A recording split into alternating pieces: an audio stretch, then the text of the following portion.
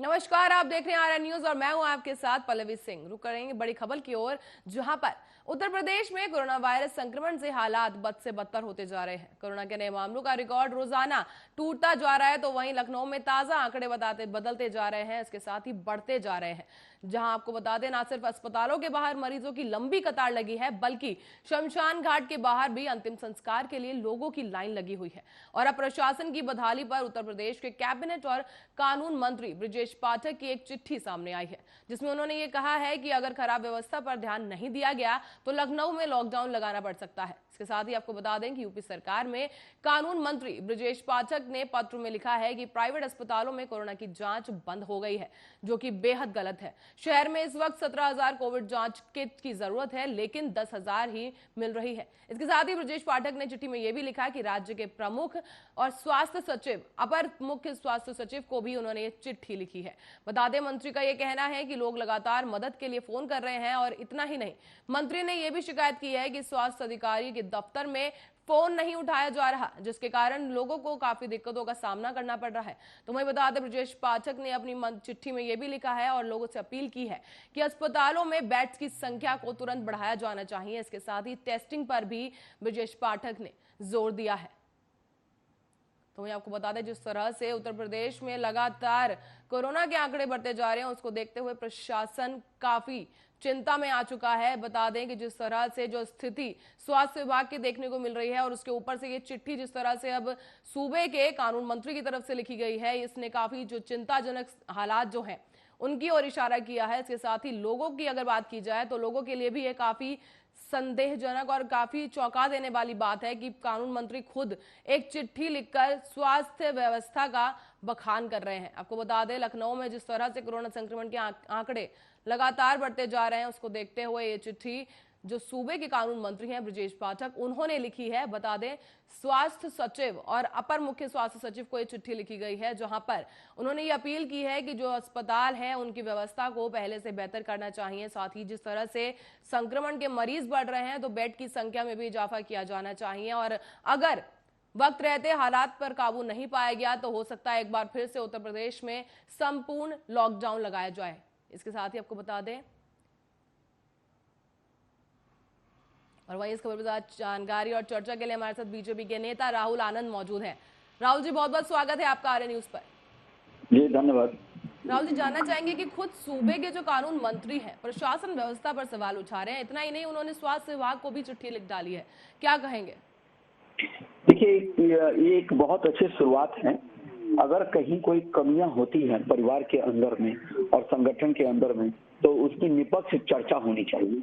और ये भारतीय जनता पार्टी एक ऐसी संगठन है जो पारिवारिक ढंग से अपनी बातों को रखती है। अगर शासन चलाने में कहीं कोई समस्या आती है तो इस बातों को मुखातिब होकर जनता के बीच में भी रखी जाती है कि इस प्रकार की समस्याएं से अगर सामना करना पड़ रहा है तो ये एक अच्छी बात है, क्योंकि इस पे चर्चा करने से इसके समाधान निकलेंगे और इसमें प्रमुखता आएगी, उस कार्य को करने में संपन्नता आएगी। जी। पर राहुल जी, चिट्ठी में सबसे अहम जो बात निकलकर सामने आई है वो ये है कि कोरोना की रिपोर्ट जो है वो 7 दिन बाद आ रही है। इसके साथ ही एम्बुलेंस भी देरी से पहुंच रही है, और साथ साथ उन्होंने ये भी कहा है, चिट्ठी में लिखा है कि फोन नहीं उठाया जाता है, जो कि सबसे मुख्य बात है कि अगर कोई मरीज फोन कर रहा है उसका फोन नहीं उठाया जाएगा, तो आप भी समझ सकते हैं कि ये कितनी चिंताजनक बात है। इस पर आप क्या कुछ कहेंगे? देखिए, ये एक खेदजनक बात है और ये सुनकर मुझे भी दुख हो रहा है कि इस प्रकार की अगर प्रेशर है, अगर स्वास्थ्य से संबंधित अगर प्रेशर है, तो इससे समझदारी से निपटने की आवश्यकता है। और रही बात कोविड टेस्ट की, तो उत्तर प्रदेश जनसंख्या के आधार पे काफी बड़ा है, तो वहां पे जो समस्याएं आ रही उसको तत्काल सुधार करने की आवश्यकता है और जल्द ही इसके ऊपर सरकार निष्कर्ष भी निकाल लेगी। जी। तो राहुल जी, जिस तरह से संक्रमण लगातार बेकाबू होता जा रहा है, क्या लगता है उत्तर प्रदेश जो है रेडी है एक लॉकडाउन के लिए फिर से? देखिए पल्लवी जी, सबसे बड़ी बात यह है कि संक्रमण से उत्तर प्रदेश ही नहीं, भारत के अन्य राज्य भी प्रभावित हैं, लगभग राज्य प्रभावित हैं। लेकिन लॉकडाउन जो है वो अंतरिम फैसला है। पहले हमें ये समाधान निकालना है चर्चा कर कर कि बिना लॉकडाउन किए हुए किस प्रकार से निपटा जा सकता है। इसमें कुछ भागीदारी वहां की आवाम और जनता का भी होना चाहिए, क्योंकि उन्हें भी अपनी समझदारी को दिखानी होगी। लॉकडाउन करना अंतिम रूप है, लेकिन जो कोरोना के जो गाइडलाइंस हैं, जो बचाव रखे जा सकते हैं, वो बचाव रख के संक्रमकता को कम किया जा सकता है। इसके ऊपर सबसे पहले ध्यान देने की आवश्यकता है उत्तर प्रदेश के हर एक अधिकारी और हर एक व्यक्ति और जनता को। तब जाकर हालात से निपटने की स्थिति में सरकार और जनता दोनों ही रहेगी। जी। तो राहुल आनंद जी, आपसे ये जानना चाहेंगे कि जिस तरह से लोग पहले ही काफी डरे हुए हैं, जो नया स्ट्रेन कोरोना का आ गया वो काफी तेजी के साथ, अगर पहले के कोरोना संक्रमण की बात की जाए तो ये नया स्ट्रेन जो है ये काफी मतलब बहुत बुरी तरह से लोगों को अपनी चपेट में लेकर आ रहा है। तो इससे उसके बाद जिस तरह से अब कानून मंत्री की तरफ से, जो सूबे के कानून मंत्री हैं उनकी तरफ से चिट्ठी जो सामने आई है, लोगों पर, उनकी मानसिक स्थिति पर क्या प्रभाव पड़ेगा इसके बाद? देखिए, इसमें मानसिक स्थिति पे सकारात्मक प्रभाव पड़ेगी, क्योंकि हमारी जो सरकार है उत्तर प्रदेश में वो कर्मठ सरकार है। अगर कहीं कुछ कमियां हैं तो वो बताई गई है और अपने ही परिवार के लोगों ने उस पर सवाल उठाए हैं, तो ये एक अच्छी बात है। हमने वो झूठ का सहारा नहीं लिया है और हर स्थिति से निपटने के लिए सरकार तैयार है। सरकार के साथ आपको यहाँ रोकना चाहूंगी, हमारे साथ जियाउल हसन जी भी जुड़ चुके हैं जो कि वरिष्ठ पत्रकार हैं। जियाउल जी, बहुत बहुत स्वागत है आपका आर्य न्यूज पर।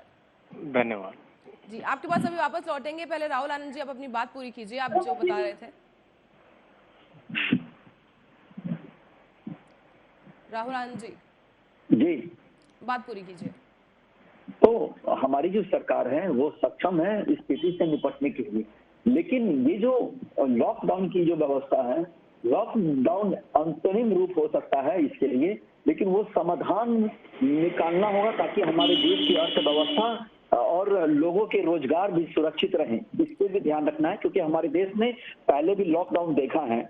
लॉकडाउन में उत्तर प्रदेश और देश की जनता का भी योगदान होना चाहिए ताकि लॉकडाउन से बचा जा सके। जो कोरोना के गाइडलाइन है, अगर हम उसका पालन करेंगे, अनुसरण करके करेंगे, तो संक्रमणता को हम लोग कम कर सकते हैं। ये सबसे बड़ी जरूरी चीज है हमारे लिए। जी। जियाउल हसन जी, आपके पास आना चाहूंगी। जिस तरह से आपको पता ही होगा कि सूबे के कानून मंत्री जो हैं ब्रजेश पाठक जी, उनकी तरफ से एक चिट्ठी लिखी गई है जिसमें उन्होंने साफ तौर पर यह डर जताया कि अगर हालात पर काबू नहीं पाए गए तो उत्तर प्रदेश में एक बार फिर से लॉकडाउन लग सकता है। इस पे आप क्या कुछ कहेंगे? इसमें हमारी कथनी और करनी में अंतर नहीं होना चाहिए। सबसे पहली बात, ये स्थिति कमोबेश 5 साल रहने वाली है। कोई जादू की छड़ी नहीं है कि तुरंत घुमा देंगे और खत्म हो जाएगी जी। और इसमें हमारे लीडर लोग को एक मिसाल कायम करने की जरूरत है। आज जिस तरह से बातें टीवी में अपन सब दिखा रहे हैं कि बगैर मास्क पहने बड़ी बड़ी रैलियां हो रही हैं, देश के गृह मंत्री शामिल हो रहे हैं, प्रधानमंत्री जी शामिल हो रहे हैं, तो अब उसके बाद आप लाठी से बोलते हैं कि हम लॉकडाउन कर लेंगे, ये अच्छी चीज नहीं है मेरी दृष्टि से। इसके लिए मानसिक रूप से हर छोटे बड़े को तैयार करना पड़ेगा, तैयार होना पड़ेगा, तब जाकर हम इस विकराल परिस्थिति से निपट सकते हैं। वरना इनकी चिट्ठी में जो है ये मुख्य तौर पर बात सामने आई है कि स्वास्थ्य विभाग में अगर फोन किया जाए तो कोई फोन नहीं उठाते अधिकारी, साथ ही जो बेड की संख्या है उसमें इजाफा करने की भी जरूरत है, और जो टेस्ट रिपोर्ट की अगर बात की जाए तो कोरोना की टेस्ट रिपोर्ट करीब 7 दिनों के बाद आ रही है। तो क्या लगता है इससे कहीं ना कहीं संक्रमण नियंत्रण में आने की बजाय फैल सकता है? भाई, टेस्ट रिपोर्ट के बारे में तो ये शुरू से अफवाह उड़ी हुई है कि जैसा चाहो वैसा सेट करके रिपोर्ट दी जा सकती है। अगर ऐसा नहीं होता तो लोग प्लेन से इंडिया के अंदर कैसे आ जाते? आखिर उन्होंने सेटिंग करके 500-1000 रुपए देके तो आए हैं ना। ट्रेनों में भी यही चीज हो रही है। कैसे इनको निगेटिव मिल जाती है तुरंत? मेडिकल वाला इनको दवा नहीं देता बगैर पर्ची के, मैं सर्दी खांसी की दवा नहीं दूंगा, और चलो ले भी लेते हैं तो उसके बाद ये पैरासिटामोल खा के प्लेन में सफर कर लेते हैं। यही चीज से तो फैला है ना। इसके लिए हर आदमी को तो तैयार रहना पड़ेगा ना। पर जिस तरह से बेड की व्यवस्था पे सवाल उठ रहे हैं और कानून मंत्री खुद से वो चिंता जता रहे हैं। हम लोग विश्व में शून्य हैं स्वास्थ्य के क्षेत्र में। हम लोग कहीं नहीं खड़े हो सकते, ना हमारे पास बेड है, ना हमारे पास कोई साधन है इस लड़ाई से लड़ने का है। और वैक्सीन को लेकर भी कई तरह के भ्रामक प्रचार हो रहे हैं। यह बात हो रही है कि 80% सही है, कोई बोलता है 70% सही है। हमारे यहाँ तो एक कलेक्टर को दोनों डोज लगाने के बाद कोरोना हो गया। राहुल आनंद हमारे जी, बलांगीर आपकी में। प्रतिक्रिया चाहूंगी। हेलो। राहुल आनंद जी, जियाउल हसन जी कह रहे थे कि हम जो है सशक्त नहीं है इस वायरस से लड़ने में, इस पर क्या कुछ कहेंगे? देखिए, पहले बात तो मैं ये हसन जी की बातों से सहमत नहीं हूँ।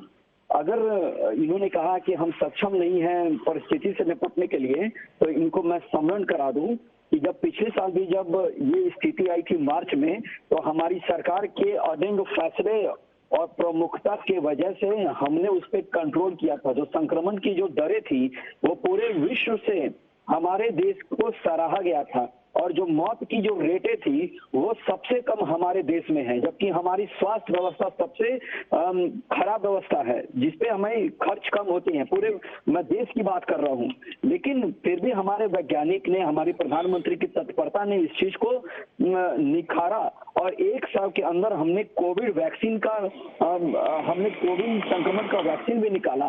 तो ये कहना कि हम स्थिति से निपट नहीं सकते हैं, तो हमारी सरकार इसके लिए तैयार है। हाँ, ये जो असुविधा हो रही है इससे मैं सहमत हूँ कि असुविधा को जल्दी ही से ठीक किया जाए और उसमें सुधार करके आगे इस प्रकार की घटना न घटे, इस पे हमें सुधार करनी चाहिए। इसके लिए योगी सरकार 100% सक्षम है। आपने देखा भी होगा, हमने तो इसके मतलब उदाहरण राहुल और आनंद जी, आप मिसाल भी कहीं ना पेश कहीं की मान है। रहे हैं कि उत्तर प्रदेश में चूक हो रही है, स्वास्थ्य अधिकारी जो है उनके दफ्तर में फोन नहीं उठाया जाता है। मैं इनके पिछले साल वाला उदाहरण देता हूँ कि एक महीने तक का इंतजार करते रहे। 22 मार्च को हमारे यहाँ लॉकडाउन हुआ है हिंदुस्तान में। खुद कानून मंत्री कह रहे हैं उत्तर प्रदेश से। ये कहाँ थे उस टाइम जब इसमें जो अच्छी बातें हैं आपके पास हो आएंगे रहा अभी। था। राहुल आनंद जी, बात पूरी कीजिए। राहुल आनंद जी,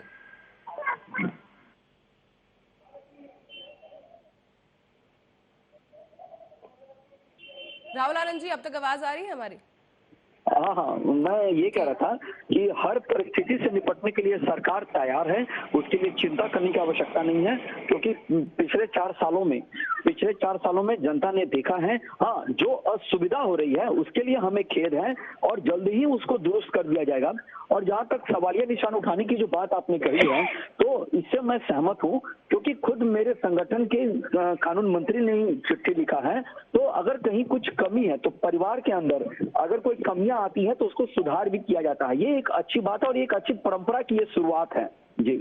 पर इस वक्त जो कि इतना नाजुक वक्त है उसमें इस तरह की कमियां लगता नहीं है बहुत बड़ा हर्जाना जनता को भुगतना पड़ सकता है? जियाउल जी, देखिए, आप बताइए। कमी का अगर आकलन निकाला जाए तो वो तय करना पड़ेगा कि कितने स्तर पे संक्रमण फैला है और किस स्तर से इस पे निष्पक्षता चाहिए और जांच चाहिए।